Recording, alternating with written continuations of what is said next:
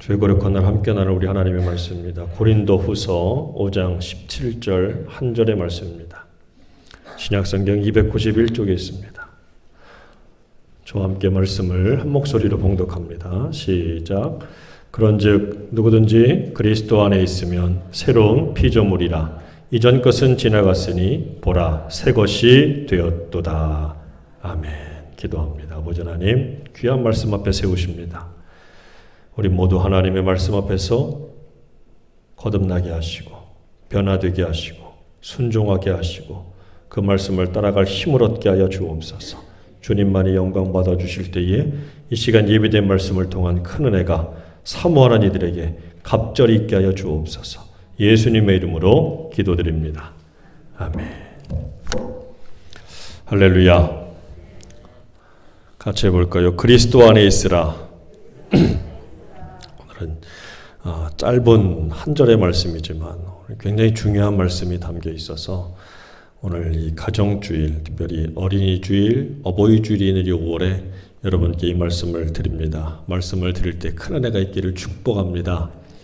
우리가 흔히 하는 말 중에 남의 떡이 더 커 보인다 이런 말을 하잖아요. 내 떡도 있는데 내 떡보다는 상대방이 가진 것이 더 커 보이고 더 좋아 보일 때 쓰는 표현이에요. 그러면 이 결론은 뭡니까? 이게 남의 가진 것이 내 것보다 더 좋아 보이니까 남의 것을 부러워하는 거예요. 그렇지요? 내 것보다 남의 것이 더 좋아 보이니까 남의 것이 더 부럽잖아요. 그러다 보니까 만족이 없지요. 불만하게 되고 또 남을 또 비교하다 보니까 시기, 질투도 생기고 나는 왜 이러냐라고 하는 자괴감, 자기 실망감에 빠지기도 해요. 결론은 뭡니까? 남의 떡이 커 보이는 인생은 불행할 수밖에 없다라는 거죠. 계속 남이 가진 것만 좋게 보고 남의 가진 것만 부러워하면 결국은 내 삶은 불행할 수밖에 없다라는 거예요. 이건 어떤 개인도 마찬가지지만 단체나 국가도 마찬가지. 우리나라는 왜 모양이야? 우리는 왜 이렇게 못 살아? 우리는 왜 이렇게 시끄러워? 우리는 맨날 이렇게 싸워. 저 나라는 참 잘하는데. 저 나라는 풍성한데. 저 나라는 예쁜데. 그 남의 나라를 역시 또 그렇게 하다 보면 자기가 속해 있는 나라에 대한 패배주의, 패배감, 비관 이런 의식들에 빠질 때가 참 많다라는 거예요. 그래서 한마디로 말하면 개인도 불행하고 단체, 자기가 속한 사회나 국가도 불행에 빠질 수 있다라는 거예요. 이건 근데 가정에서도 역시 똑같이 적용이 되더라고요. 가정에서도 마찬가지더라고요. 우리가 흔히 가정에 대해서 환상을 가질 때가 참 많은데 흔히 이상적인 부모와 현실적인 부모 사이의 간격에 대해서 사람들이 참 많이 실망할 때가 있어요. 이상적인 부모는 어떤 겁니까? 말도 잘 들어주고 친절하고 자비롭고 자애롭고 사랑스럽고 막 다 가르쳐주고 하고. 근데 막상 내가 가지고 있는 가정에 대한 환상은 현실의 부모를 딱 만나면 우리 부모들은 왜 이래? 딱딱하고 엄격하고 그냥 무시하고 모른 척하고 또 그냥 시큰둥할 때 이런 모습들, 그러니까 이런 가정에 대한 이상적인 모습에 대해 이게 환상이 클 때 내 현실 속에 있는 부모 가정을 딱 보면 이 간격이 심해서 마침내 어떤 생각을 빠집니까? 우리 부모를 좀 바꿨으면 좋겠다. 내가 저 집에 태어났어야 되는데 내가 왜 이 집에 태어나가지고 이런 생각에 빠진다는 거지요. 그래서 심리학자였던 프로이트가 했던 말이 바로 뭐냐면 가족 로맨스라는 거예요. 저 가정에 내가 들어갔어야 되는데 저 집에서 내가 살았어야 되는데 저 집 부모가 내 부모가 됐어야 되는데 이런 생각들에 빠진다는 거지요. 그래서 프로이트가 말하는 가족 로맨스에 빠지게 되면 불행해진다는 거예요. 그래서 앞에서 말한 제가 남의 떡이 더 커 보인다. 이건 가정에서도 역시 똑같이 적용되는 말이라는 거죠. 그래서 가족에 대한 환상을 가지고 있으면 사람들이 이렇게 생각하는, 우리 집은 형편없는데 야, 저 집은 참 좋구나, 화목하네. 우리 부모는 형편없는데 저 집 부모는 참 훌륭하네. 우리 집 애들은 참 형편없는데 저 집 애들은 참 애들이 싹싹하고 말도 잘 듣네. 다 비교가 되는 거예요. 다. 환경도 비교가 되고 조건도 여건도 비교가 되고 사람도 비교가 되고 결국은 그렇게 빠지게 되기 때문에 가정도 이 비교 의식을 갖게 되면 불행해질 수밖에 없다라는 거죠.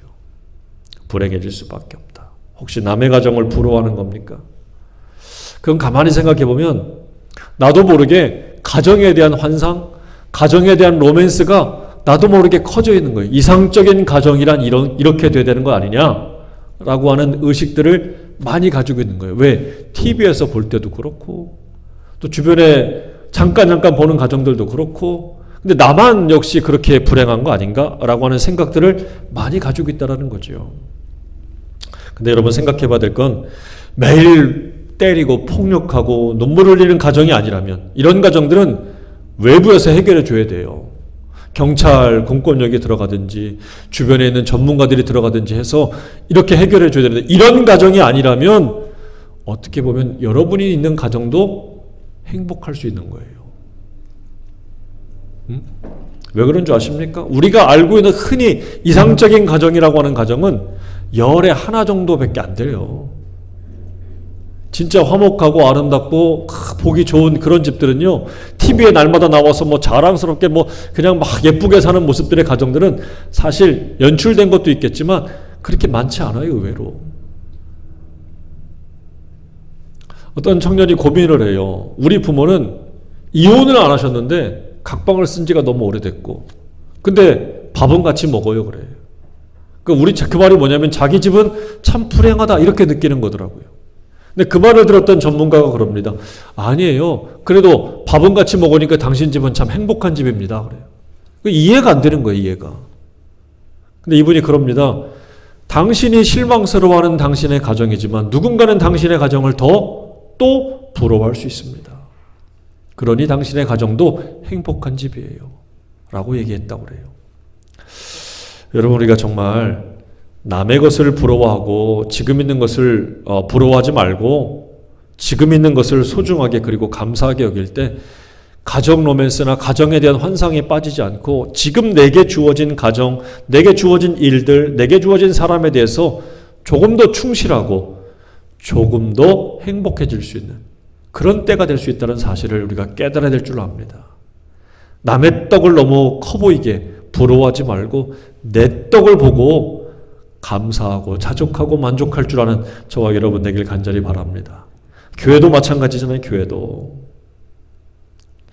마찬가지예요. 어떤 교회는 저렇게 등불처럼 그냥 큰 교회가 있고 막 저긴 다 갖춰져 있다고 보죠. 프로그램도 있지, 시설도 좋지, 사람들도 많지, 뭐 여건 인프라들도 많지. 저런 교회, 우리는 프로그램도 없지, 시설도 열악하지, 사람도 별로 없지, 모두 없지. 자, 이렇게 교회도 비교가 되면 어떻습니까? 교회도 비교가 되면 불행해져요. 신앙생활을 온전히 할 수가 없어요. 큰 교회만 부러워하고 작은 교회를 부끄러워하는 사람들도 의외로 적지가 않습니다. 말로는 예수님을 믿는다고 하지만 사실은 예수님은 안에 없고 눈에 보이는 사람, 시설만 보이는 거예요. 조건, 여건, 환경만 보이는 거죠. 그러면 신앙생활 실패합니다. 여러분, 교회는 눈은 요즘에 말씀드리지만 모두 없고 모두 없을 수 있어요. 있을 수도 있고 없을 수도 있습니다. 이걸 먼저 우리가 시인하고 인정해야 돼요. 그러나 가장 중요한 건 교회는 예수님 없으면 안 돼요. 예수님이 있는 사람은 뭐가 있고 없고에 따라서 움직이지 않습니다.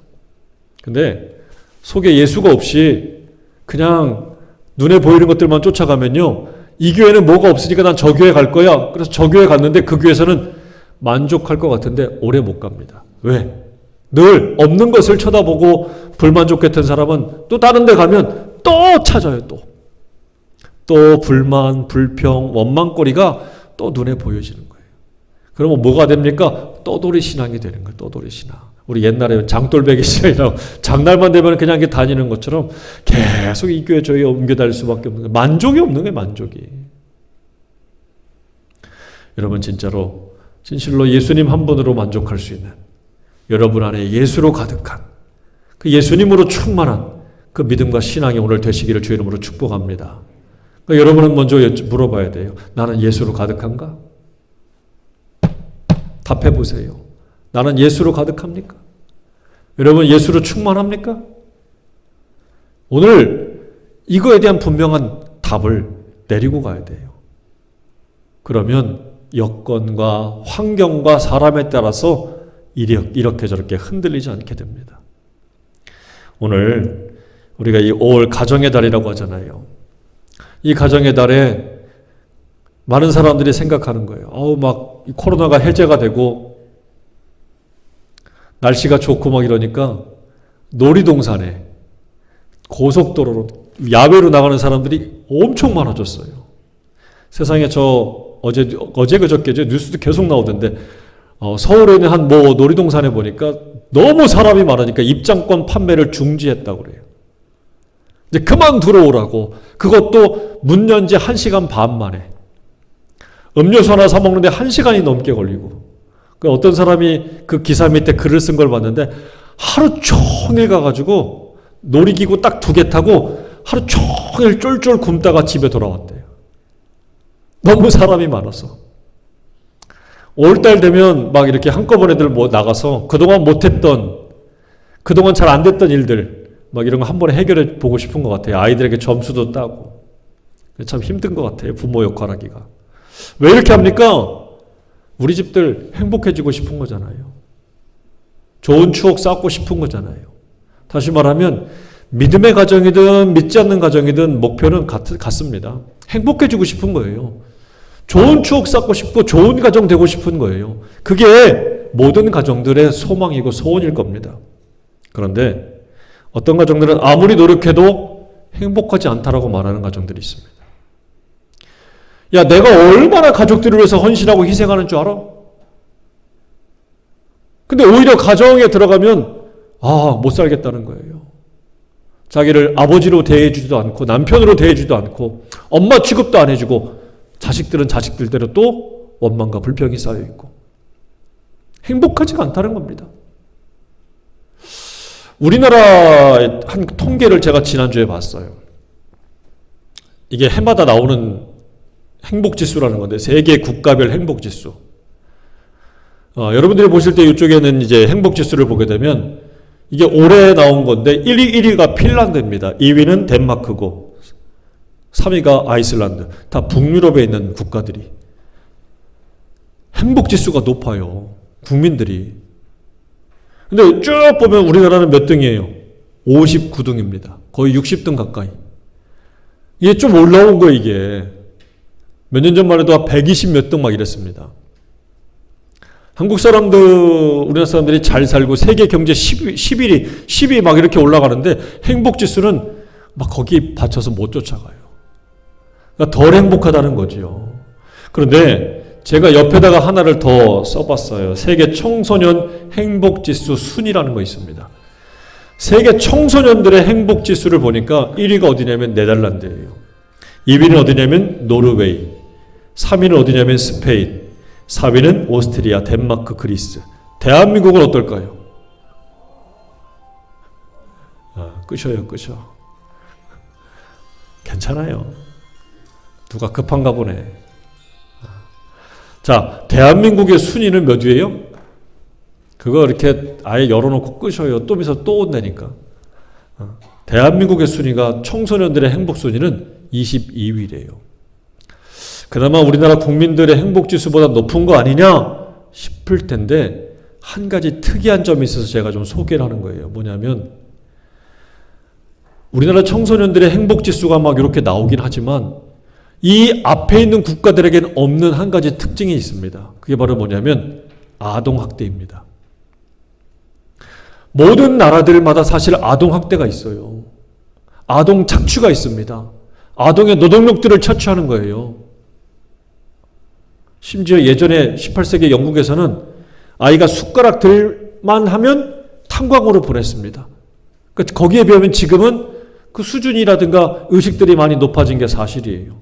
그런데 다른 나라보다 유독 우리나라에 특별한 것이 뭐냐면 아동학대가 있는데 아동학대가 벌어지는 장소가 어디냐면 그 80% 이상이 가정이라는 통계입니다.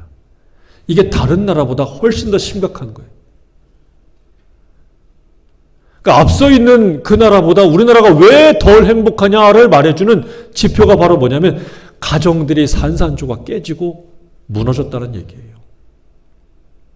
잘 사는데 예전에 비해서 훨씬 더 경제적 의식들 수준이 높아졌는데 왜 이렇게 불행하냐? 가정이 깨진 거예요, 가정이. 가정에서 아이들이 맞는 거예요. 그러니 맞는 아이들 때리는 부모가 행복하겠습니까? 안 되는 거죠. 이게 문제라는 거예요. 그래서 행복해야 될 가정이 오히려 두려움의 장소가 돼버리고 나를 지켜주고 행복해줘야 될 대상들이 나를 두려움과 공포에 빠지게 만드는 사람들이 되게 되었다라는 거죠. 왜 이렇게 됐을까를 생각해 봤는데 가정의 문제 왜 이렇게 불행하게 되었을까를 생각해 보면 이런 마음이 듭니다. 좀 더 노력을 했어야지. 노력을 많이 했어야 가정들이 더 행복해지는 거 아니야? 라고 싶은데 저는 반대로 얘기하고 싶어요. 노력을 너무 많이 했어.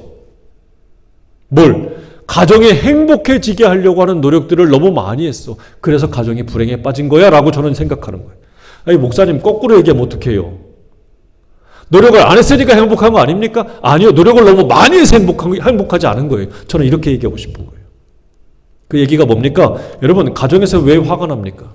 저도 막 화를 냈어요. 애들한테 막. 왜 화가 나는 걸 가만히 생각해 봐요. 왜 화가 납니까? 내 마음대로 안 돼서 그래요. 내가 노력을 기울였으면 노력을 기울인 것만큼의 어떤 결과가 열매가 나타나야 되는데 안 되는 거예요. 내가 어떤 노력을 했으면 그에 대한 합당한 결과가 나타나야 되는데 쫓아와야 되는데 그게 나타나지 않는 거예요. 그러니까 화가 나지요. 노력을 안 했습니까? 아니, 오히려 노력을 많이 해요. 학원도 보내고 공부도 가르치고 맛있는 것도 주고 그러면 뭐 합당한 열매가 나타나야 될 것 같은데 그게 안 보이니까 막 화가 나는 거예요. 내 마음대로 안 되는 거예요. 믿음의 가정들 역시 마찬가지 아닙니까? 믿음의 가정의 불행도 마찬가지가 뭐냐면 진짜 거듭남을 체험하고 거듭나지 않은 사람들이 신앙 안에서 행복하게 살아보겠다고 몸부림치는 거예요. 거듭나지 않았어요. 진짜 회개하지 않았어요. 진짜 예수님을 잘 믿지 않아요. 그런데 신앙생활하면서 나름대로 행복해지고 싶은 꿈은 굉장히 높아진 거예요. 신앙과 삶이 맞지가 않는 거예요. 그래서 불행에 빠지는 거지요. 그래서 오늘 본문의 말씀을 여러분이 한 절의 말씀인데 굉장히 중요한 의미가 담겨 있습니다. 여러분들도 알고 있고 그동안 많이 들었고 저도 전했던 말씀이에요. 그런데 오늘 이 말씀에서 진짜 우리가 멈춰서서 이 말씀 안에서 은혜를 받고 깨닫지 않으면 이 불행, 이 노력을 통한 공허함은 계속 반복될 수밖에 없다는 거예요. 그래서 오늘 이 말씀 앞에 여러분들이 서서 분명한 깨달음과 은혜가 있기를 간절히 바랍니다. 오늘 본문의 말씀은 한 절인데 5장 17절 말씀에 사도 바울이 뭐라고 이야기합니까? 같이 읽어봐요. 먼저 시작. 그런즉 누구든지 그리스도 안에 있으면 새로운 피조물이라. 이전 것은 지나갔으니 보라 새 것이 되었다. 여기 보면 제가 빨간색으로 썼죠. 누구든지 그리스도 안에 있으면. 그 다음 나오는 말이 뭐예요? 새로운 피조물, 새로운 창조물, 새롭게 되었다는 거예요. 새로운 거, 새로운 존재가 되었다는 건데 그거 앞서서 항상 먼저 선행해야 될 게 바로 뭐냐면 누구 안에 있어야 돼요?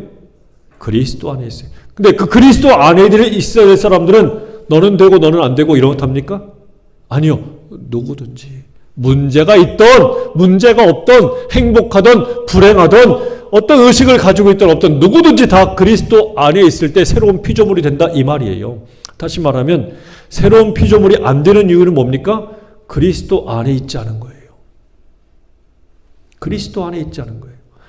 여러분들 이게 정말 굉장히 중요한 거예요. 주님이 얘기하고 사도 바울이 우리에게 말씀하고 싶은 것은 바로 뭐냐면 먼저 내가 그리스도 안에 있어야 새로운 피조물이 될 수 있고 살 수 있고 행복한 인생이 될 수 있다는 거예요. 오늘 진정한 믿음의 가정들이 이것을 깨달아야 되는데 사실은 착각하는 거예요. 그리스도 안에 있지 않으면서 그냥 새롭게 되었다, 거듭났다, 내가 구원받았다라고 착각하고 살아가는 거예요. 그리스도 안에 있지 않고 생각하고 행동하고 따르는 거죠. 그럴 때 여러분, 남의 떡이 커 보이는 불행에 빠지게 됩니다. 신앙생활을 하면서도 예수님을 믿고 가면서도 믿음의 가정인데도 불행에 빠지는 이유가 거기에 있어요. 행복한 가정을 믿고 걱정하지 않으려고 했지만 새 삶을 살지 못하는 믿음의 가정들이 적지가 않은 이유가 바로 뭡니까? 예수님 안에 있지 않는 거예요. 그리스도 안에 있지 않는 거예요. 그러니까 어떻게 합니까? 계속 비교해요. 저 집은 저렇고 저 집 자식들은 저렇고 저 집 남편은 그렇고 저 집 부모는 그렇고 저 집의 환경은 어떠고 어쩌고 여건, 환경, 조건, 사람에 계속 빠져서 이렇게 저렇게 비교하게 되고 남의 떡이 계속해서 커 보이는 그 불행, 불만족에 빠지게 된다는 거죠. 오늘 우리가 정말 깨달아야 될 것이 바로 이겁니다. 노력이 부족해서 불행해지는 게 아니에요. 기도가 부족해서 불행해지는 게 아닙니다. 정말 불행해지는 것은 예수 그리스도 안에 머물 줄, 거할 줄 모르기 때문에 불행에 빠진다는 거예요. 예수님 안에 진짜 거한다면 남의 떡에 커 보일 리가 없어요. 남과 비교할 필요가 없어요. 만왕의 왕 되신 주께서 나와 함께 하시는데 뭐가 부럽고 뭐가 그것 때문에 없다고 해서 불만족이 되겠습니까? 근데 정작 내가 모셔야 되고 내가 함께 될 예수님은 사라지고 다른 것들만 눈에 들어오기 때문에 불행에 빠지는 거예요. 마태복음 7장에 주님이 경고하셨죠. 나더러 주여 주여 하는 자마다 다 천국에 들어갈 것이 아니요. 어떻게 하라고요? 다만 하늘에 계신 내 아버지의 뜻대로 행하는 자라야 천국에 들어간다라고 말씀하십니다. 입으로만 주여 주여 한다고 되는 문제가 아니라는 거예요. 우리가 왜 불만족하고 불행에 빠집니까? 왜 남과 비교하게 됩니까? 왜 이 집과 저 집을 비교합니까? 정말 내 안에 있어야 될 예수님 말고 다른 것들이 들어차기 때문에 그래요. 눈에 보이는 것들만 거기에 마음을 빼앗기기 때문에 그렇습니다. 오늘 이 한 말씀 여러분 분명히 기억하세요. 누구든지 그리스도 안에 있어야 새로운 피조물이 된다. 여러분들 정말 예수님 안에 있는 삶을 사시기를 간절히 바랍니다. 그래서 입으로 아무리 예수님을 찾아도 이런 사람들은 예수님과 상관없는 삶을 살기 때문에 어떻게 정말 말하면 주님도 어쩔 수가 없을 거예요. 어쩔 수가 없습니다. 주님도 그의 삶에 개입할 수가 없는 거예요. 마태복음 11장 28절에 말씀합니다. 수고하고 무거운 짐진 자들아 다 내게로 오라 내가 너희를 쉬게 하리라. 주님 말씀하시죠. 와야지 뭘 한다고요? 쉼을 주시겠대요. 쉬어야 되는데 마음에 쉼과 여유가 생겨야 가정도 돌보고 기쁨도 생기는데 그게 없어지는 거예요. 에이 이놈의 집구석. 아 우리 부모는 우리 자식들은 형편없네. 쉼이 없어요. 정말 예수님이 없으면 여러분 마음과 정신과 삶에 쉼이 없어요. 그럼 어떻게 무거운 짐을 내려놓고 쉼을 쉴 수 있을까? 이게 정말 중요한 문제 아닙니까? 제가 예전에도 여러분께 이런 예를 드린 적이 있는데 예전 우리나라 6.25 때 한국전쟁이 막 이렇게 심할 때 사람들이 막 할머니가 이렇게 머리에 짐을 지고 막 가는데 미군이 그 모습을 보고 너무 안쓰러워서 자기 차에 자기 지프 트럭에다가 태웠답니다. 여기 타십시오. 여기 가는데 참 우스운 건 할머니가 짐을 머리에다 그냥 지고 계속 있는 거예요. 아니 그걸 왜 지고 있냐고요. 내려놓으십시오. 그랬더니 이분이 뭐라고요? 차 타는 것도 황송한데 어떻게 보따리까지 신세를 집니까? 라고 하더랍니다. 그래서 차마 얘는 신세를 같이 지게 할 수가 없으니까 내가 지고 간다 이거예요. 얼마나 불편하고 얼마나 힘들어요. 여러분 차 타면 짐을 어떻게 합니까? 내려놔야죠. 이 당연한 거잖아요. 당연한 거예요. 근데 죄송스럽다고 미안하다고 계속 내가 짊어지고 가면 차를 타고 가면서도 얼마나 힘들고 얼마나 피곤해요. 신앙생활의 원리가 같지 않습니까? 예수 믿는 것이 똑같지 않습니까? 예수님을 믿는다고 하면서도 인생의 무거운 짐을 그대로 자기가 짊어지고 가는 사람들이 적지가 않다는 것을 보게 돼요. 그러니 피곤하지요. 그러니 어렵지요. 여러분 정말 맡겼으면 아니 하물며 목욕탕 가가지고 귀중품을 맡기세요. 카운터에 주인에게 맡겼으면 그걸로 된 거예요. 그 다음에 어떡합니까? 참 목욕만 잘 하면 돼요. 사우나만 잘하면 돼요. 신경 쓸 게 없어요. 잃어버리면 주인 책임질 거지. 그렇지요. 근데 주인이 잘 갖고 있나? 샤워하고 한번 내다보고 주인 잘 갖고 있냐고. 탕 한번 들어갔다 나와서 또 주인 잘 갖고 있냐고. 계속 이렇게 물어볼 거예요. 얼마나 피곤해. 얼마나 불안해. 여러분, 주님께 맡겼다는 얘기가 뭡니까? 뭘 맡겼습니까? 예수를 믿으면서도 여전히 불안합니까? 두렵습니까? 안 맡긴 거예요. 맡긴 척만한 거지. 여러분, 이 시간 다 맡겨볼 수 있는 저와 여러분 되길 간절히 바랍니다. 맡겨보세요. 무거운 짐을 내려놓지 못하고 혼자 짊어지겠다는 것은 엄밀히 말하면 예수님 안 믿는 거예요. 믿지 못하기 때문에 예수님 안 믿는 거예요. 만약에 한 번 더 생각해보면 할머니가 계속해서 그 차를 타고 무거운 짐을 머리에 지고 있다고 생각해보세요. 차가 덜컹덜컹 할 때마다 부딪히고 벽에 부딪히고 의자에 부딪히고 다칠 거예요. 더 힘들고 더 큰 사고 날 거예요. 어떻게 됩니까? 짐 내려놓고 손잡이 잡고 벨트 매고 이러고 있어야지. 운전사가 안전하게 운전할 걸 믿고 가야지. 그렇지 않아요? 신앙생활도 똑같습니다. 정말 예수님을 믿는다면 여러분의 짐을 내려놓으세요. 맡기세요. 그리고 주님의 손을 꽉 잡고 갈 수 있기를 바랍니다. 그 인생의 무거운 짐 중에서 가장 무거운 짐이 뭘까를 생각해 봤는데 자식들이 아닌가 싶어요. 자녀.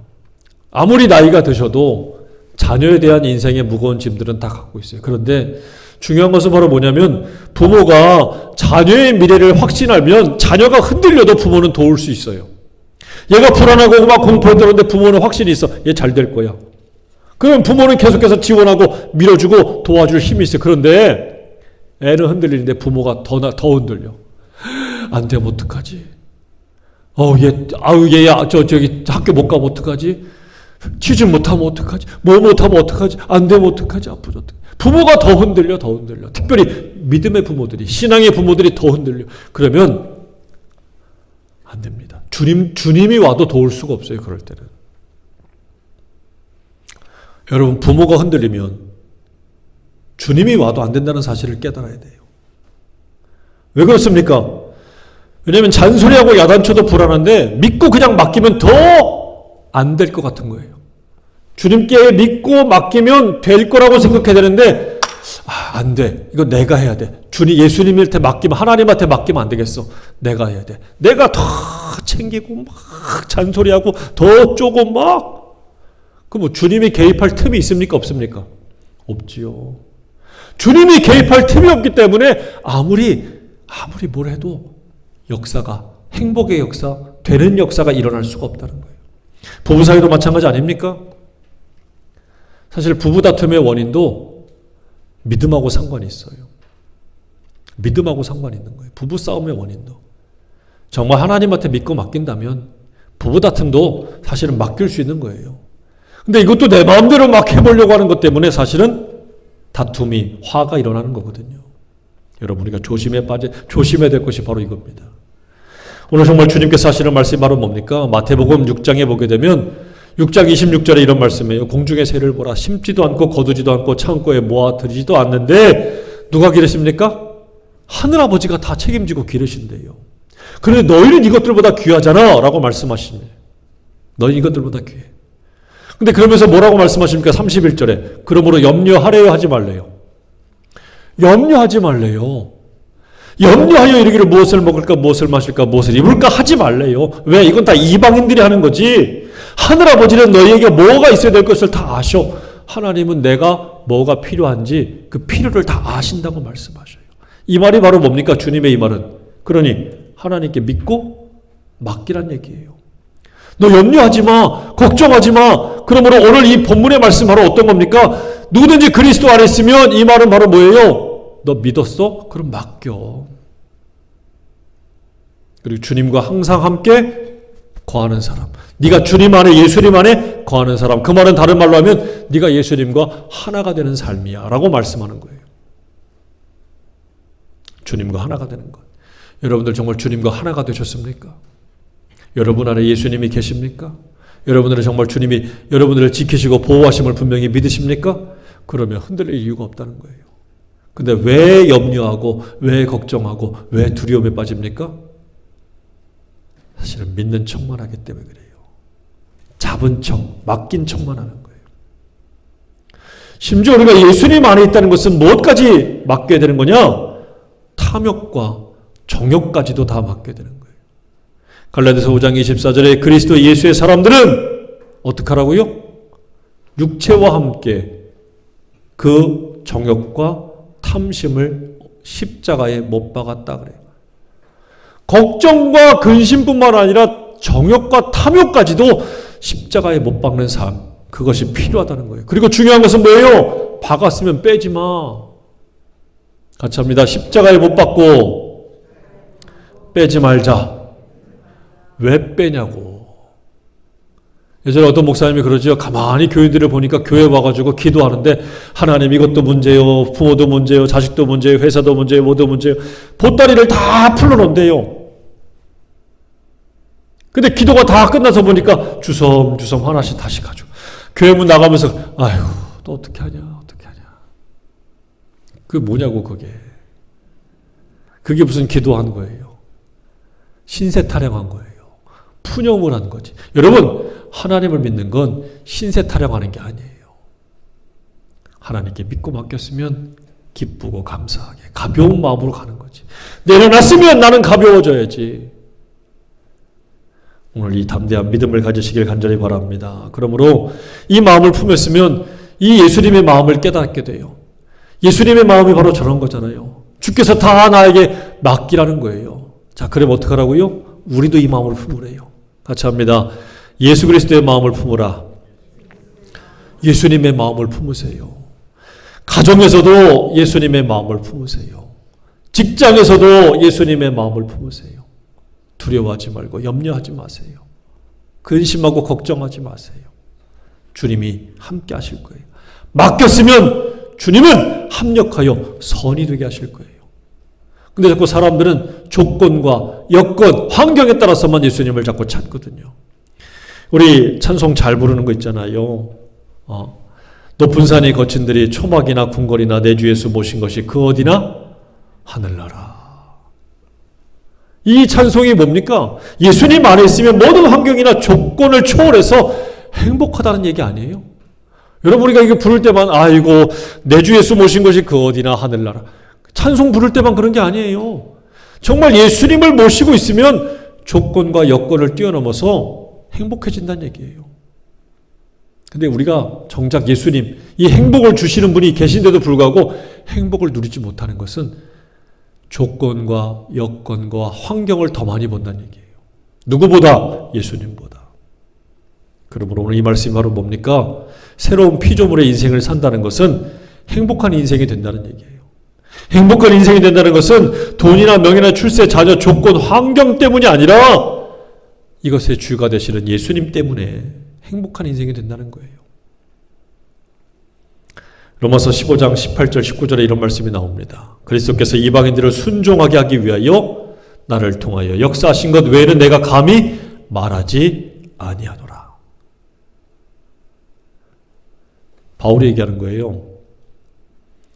이 그리스도께서 하신 것 외에는 나는 말하지 않겠다. 예수님이 나를 통해서 하신 역사 외에는 내가 말하지 않겠다. 내가 주님보다 앞서지 않을 거예요. 나는 주님보다 먼저 가서 이 일을 하지 않을 거예요. 이 말이 뭡니까? 사도 바울의 고백이거든요. 내가 주님의 일을 하면서 사도 바울이 하는 일이 뭡니까? 주님이 시킨 일, 주님이 말씀하신 일, 나는 그것만 잘할 거예요. 내가 너무 인간적으로 노력하고 인간적으로 너무 애쓰지 않을 거예요. 이 말입니다. 여러분 우리는 너무 많이 노력을 하고 너무 많이 애를 써야만 잘 된다고 자꾸 착각을 해요. 그러니까 항상 어떻게 합니까? 주님보다 앞서가는 거예요. 그 집에 가서도 너무 많이 노력하니까 내 뜻대로 내 맘대로 안 되면 화가 나고 기쁨이 없어지고 계속 잔소리하게 되고 내 기준을 자꾸 높여버리니까 내가 너무 많이 노력해버리니까 가족들이 내 눈에 안 차는 거예요. 그래서 화가 나고 불만족스럽고 기쁨이 없는 바로 이런 현실을 맞이합니다. 그래서 가족들을 내 눈으로만 바라보면 안 돼요. 신앙생활 한다는 것, 내가 예수를 믿는다는 것은 예수님 안에 거할 때 가족들을 예수님의 눈으로 보겠다는 얘기입니다. 이제는 한번 걸러서 봐야 돼요. 그냥 직접 보는 게 아니라 자녀들을 보고 배우자를 보고 가정을 볼 때 한 번 걸러서 누구의 눈으로 보라고요? 예수님의 눈으로 보라는 거예요. 예수님은 어떻게 볼까? 주님, 내 마음에는 제가 마음에 안 들어요. 근데 주님은 쟤를 어떻게 보십니까? 주님은 저 사람을 어떻게 보십니까? 한 번만 걸러서 보자고요. 한 번만 걸러서. 주님의 마음을 품고 주님의 눈으로 한 번만 걸러서 보게 되면 함께하는 의미와 기쁨을 크게 누릴 수 있게 돼요. 함께하는 것. 우리는 함께한다는 걸 참 좋아하지만 막상 함께하면 굉장히 불편하고 어려워합니다. 예전에 우리 아이들이 어릴 때 만화 영화를 참 많이 봤어요. 만화 영화. 그 중에 봤던 이 만화 영화가 뭐냐면 일본의 애니메이션이라고 하는 도라에몽이라는 겁니다. 도라에몽.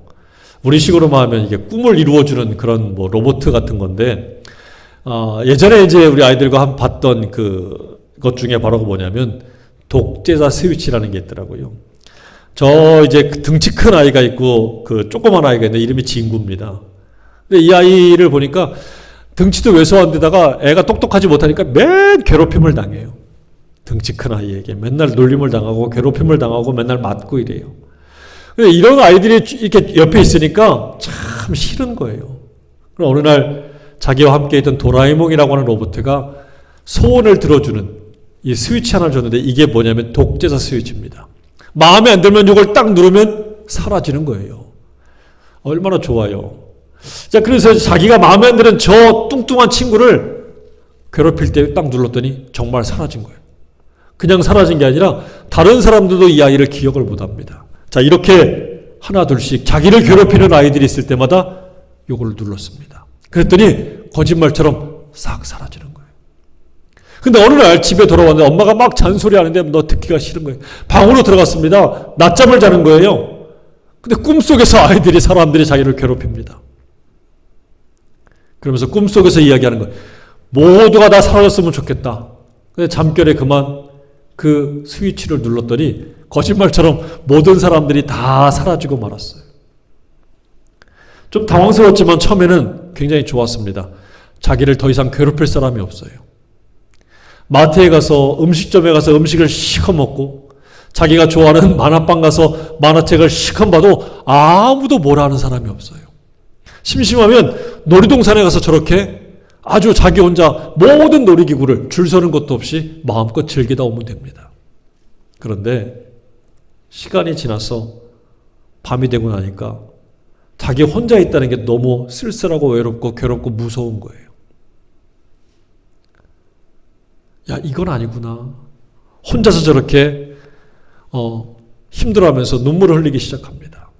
그리고 밤하늘에 지붕에 올라가서 아이가 모든 사람이 사라지면 참 좋을 것 같았는데 그렇지 않다는 것을 깨닫게 되었어요.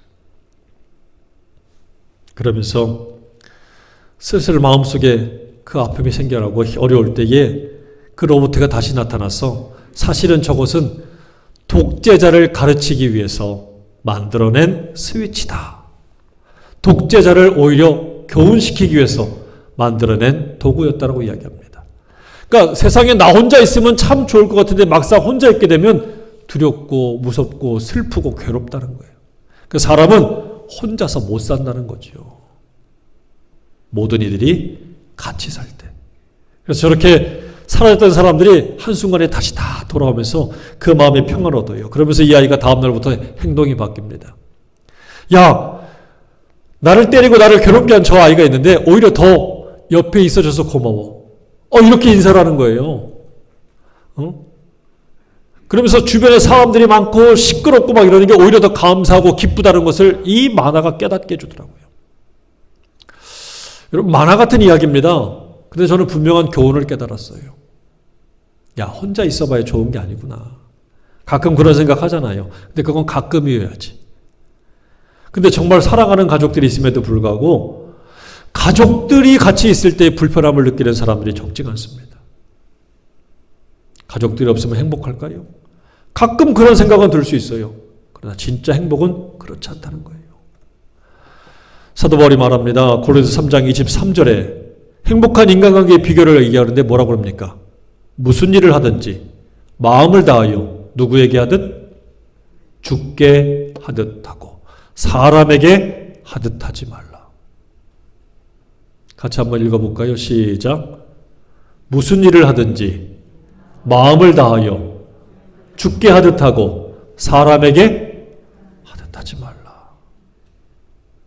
이게 행복한 인간관계의 비결이고 행복한 가정이 되는 비결이래요. 다시 말하면 그리스도 안에서 새로운 피조물이 된 사람은 대하는 사람을 누구에게 대하듯 한다고요? 주님께 대하듯, 주님을 대하듯. 그럴 때 관계가 바뀌어지는 거예요. 그래서 오늘 이 본문의 말씀을 잘 보세요. 누구든지 그리스도 안에 있으면 새로운 피조물입니다. 새로운 피조물이 되면 그 새로운 피조물이 머무는 그곳의 삶은 새로울 수밖에 없어요. 기쁠 수밖에 없어요. 즐거울 수밖에 없어요. 감사할 수밖에 없어요. 이전 것은 다 지나갔어요. 그런데 왜 안 됩니까? 새로운 피조물이 안 되고 행복해지기를 원하는 거예요. 거듭나지 않고 행복해지기를 원하는 거예요. 예수님 안 믿고 안 모시면서 행복하게 되기를 원하는 거예요. 모순 아닙니까? 진짜 신앙생활을 하고 있고 예수님을 믿으신다면 오늘 예수님을 통해서 여러분들이 새로운 피조물이 먼저 되시길 바랍니다. 그래야면 행복이 따라올 거예요. 새로운 피조물됨을 먼저 누려야 행복의 열매 맺는 가정이 되고 인생이 될 줄로 믿습니다. 저와 여러분이 그렇게 될 수 있기를 주의 이름으로 축원합니다. 그래서 정말 믿음의 가정들이 행복해져야 돼요. 믿음의 가정들이 바뀌어져야 돼요. 믿음의 가정들은 말 그대로 믿어야 합니다. 여러분들에게 이 믿음으로 가득하기를 주의 이름으로 축원합니다. 기도하겠습니다. 아버지 하나님, 모두가 행복해지길 바라지만 막상 현실 속에는 우리의 삶에서는 만족하지 못하고 감사하지 못하고 불행에 빠질 때가 얼마나 많은지요. 주님, 오늘 짧은 말씀이지만 정말 예수님 안에 머무는 새로운 피조물로서의 삶을 먼저 살게 도와주시옵소서. 예수님 안에 있지도 않으면서 행복을 꿈꿀 때가 얼마나 많습니까? 오늘 주님을 사모하는 모든 이들이 예수 그리스도 안에서 참 기쁨과 참 만족과 참 놀라운 담대함을 먼저 누리게 하시고 이 믿음의 아름다운 열매를 통하여 저들이 머무는 모든 곳에서 아버지 하나님 담대함과 즐거움과 만족과 행복함을 느끼는 우리 성도의 삶이 되게 도와주시옵소서. 저들이 가는 모든 곳마다 아름다운 믿음의 열매가 가득하도록 주님 은혜와 복을 더해 주옵소서. 예수님의 이름으로 기도합니다. 아멘.